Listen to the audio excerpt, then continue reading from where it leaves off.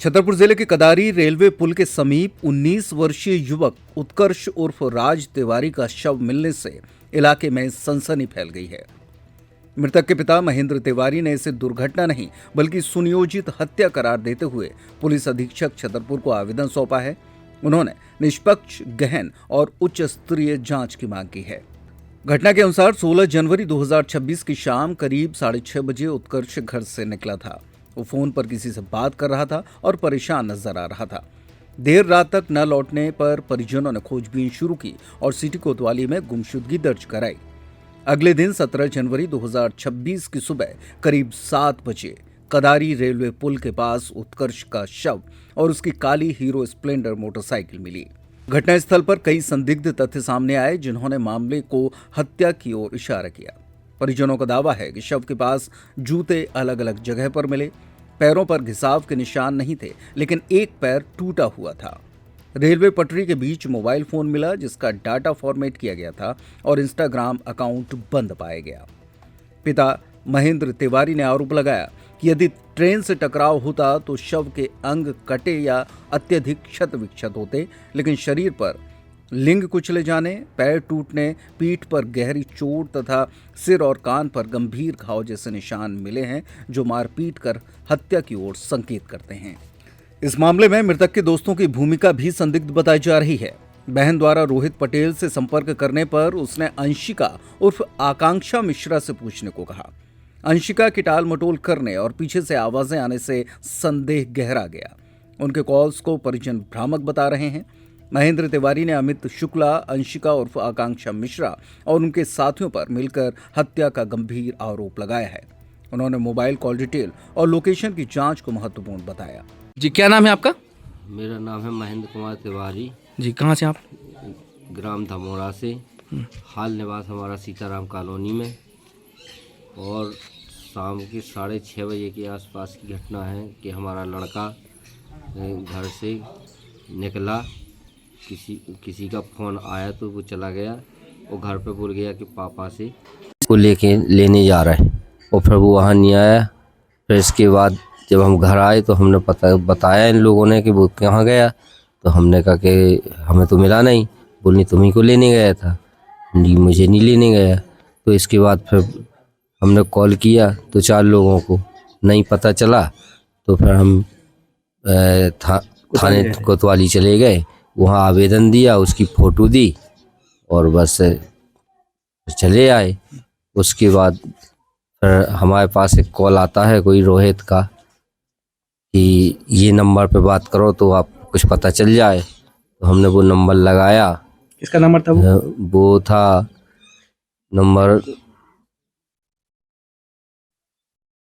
वो था नंबर आकांक्षा मिश्रा एवं अंशिका, ट्रू कॉलर पे जो नाम आ रहा था। तो उनसे बात हुई। उन्होंने बताया कि कदारी के पास रेलवे ब्रिज के पास चले जाओ, वहाँ पता चला। लेकिन कुछ आवाज़ें आ रही थी पीछे से कि ये मत बोलो उनसे, ना कुछ उनको बताओ। क्या हुआ फिर हम ढूंढते नहीं आए। फिर सुबह पता चला, उसी का फिर फ़ोन आया कि आप सिविल लाइन थाने चले जाओ। रात सिविल लाइन थाने में बैठा है और वहाँ उसकी बाइक चोरी हो गई। तो मैं सिविल लाइन थाने गया तो वहाँ पता चला कि उसकी तो डेथ हो गई। तो फिर किस अवस्था में मिला था वहाँ पे? वहाँ पे सिविल फिर वहाँ गए तो वहाँ तो डेथ अवस्था में मिला, मृत अवस्था में मिला। क्या शक है आपको? हम कि उसको किसी ने टॉर्चर करके मारा है, कोई एक्सीडेंट नहीं है। किन पे शक है आपको? अमित शुक्ला और जो लड़की है उस पे, और जो भी साथ में हो उनकी 1-2। कहाँ चोटें थी उसको? उसकी चोट थी, एक पैर टूटा था और पीठ में चोट थी और कान के बगल पे चोट थी, और उसमें मान लो गुप्त जगह पे चोट थी ज़्यादा। अच्छा, लिंग में ज़्यादा चोट थी। और गाड़ी किस अवस्था में थी, कहाँ थी? गाड़ी 100-200 मीटर और पहले खड़ी थी रेलवे क्रॉसिंग की।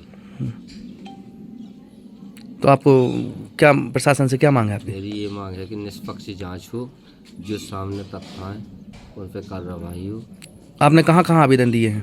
हमने सिविल लाइन अभी कहाँ दिए? सिविल लाइन थाने में दिया, एसपी साहब के यहाँ, डीआईजी के यहाँ, एक मुख्यमंत्री जी के यहाँ आवेदन दिए।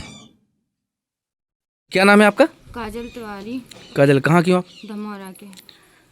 आपके भाई का नाम क्या था? उत्कर्ष तिवारी। क्या घटना हुई? उसे मारा गया है, उसका कत्ल किया गया है। हमारे पास समथिंग कॉल आया था। किसका आया था? रोहित पटेल का।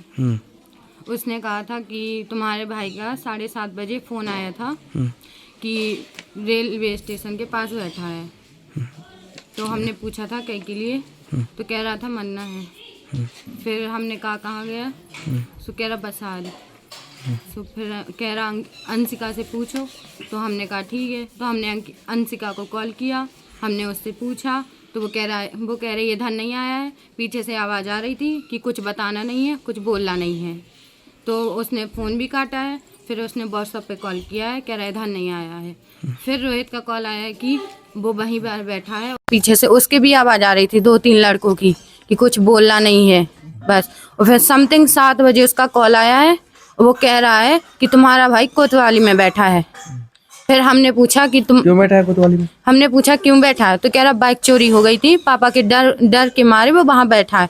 हमने कहा बात करा दो, तो वो कह रहा तुम लोग से बात नहीं करनी है उसको। तो कह रहा कोतवाली तुम जाओ, वो तुम्हें वहीं मिलेगा। फिर हमने पापा को सिविल लाइन थाने गए थे? हाँ, फिर हमने पापा को बताया है। फिर पापा वहाँ गए थे। तो क्या शक है आप लोगों को? हमको ये शक है कि रोहित ने और अंशिका ने मिलकर मारा है हमारे भाई को।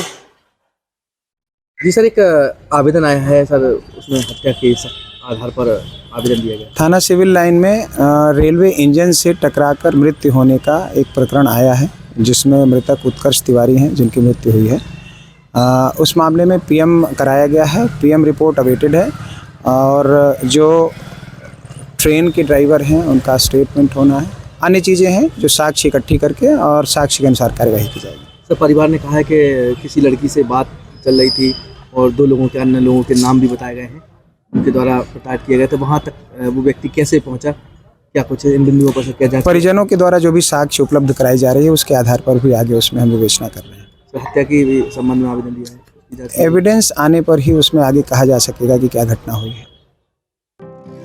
नर्मदा केयर अस्पताल छतरपुर का एकमात्र सर्व सुविधा युक्त अस्पताल, जहां 24 घंटे मिलती है आपातकालीन और नियमित चिकित्सा सेवाएं। कुशल और अनुभवी डॉक्टरों की सबसे बड़ी टीम जो करती है आपकी कंप्लीट केयर। क्रिटिकल केयर के लिए सबसे आधुनिक आईसीयू वार्ड, जिसमें उपलब्ध है ventilator, ECG, TMT, echo, ultrasonography, CT scan, x-ray, phototherapy, dialysis और पैथोलॉजी की संपूर्ण सुविधा। मानवीय चिकित्सा मूल्यों पर आधारित सभी प्रकार के ऑपरेशन का लाभ पाएं। हृदय रोग, ब्रेन स्ट्रोक, पीलिया, मधुमेह, किडनी रोग, अस्थमा, डेंगू, मलेरिया के प्रभावी इलाज की सुविधा, पित्त की थैली यानी गाल ब्लैडर का ऑपरेशन, साथ ही endocrine surgery, gastro intestinal surgery सहित पेट और हड्डी से संबंधित सभी ऑपरेशन के लिए सबसे आधुनिक ओटी की सुविधा। हमारे महिला और प्रसूति विभाग में रखा जाता है जच्चा बच्चा का पूरा ध्यान।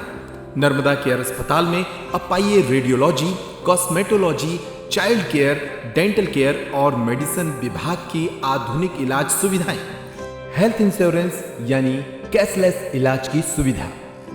तो अपने मरीज की कंप्लीट केयर के लिए अब झांसी ग्वालियर क्यों भागना, जब सीमित शुल्क में नर्मदा केयर अस्पताल दे रहा है यह मौका आपके अपने छतरपुर में। हमारा पता है नर्मदा केयर अस्पताल LIC के सामने, जवाहर रोड, छतरपुर। हमें फोन करें 9039025934।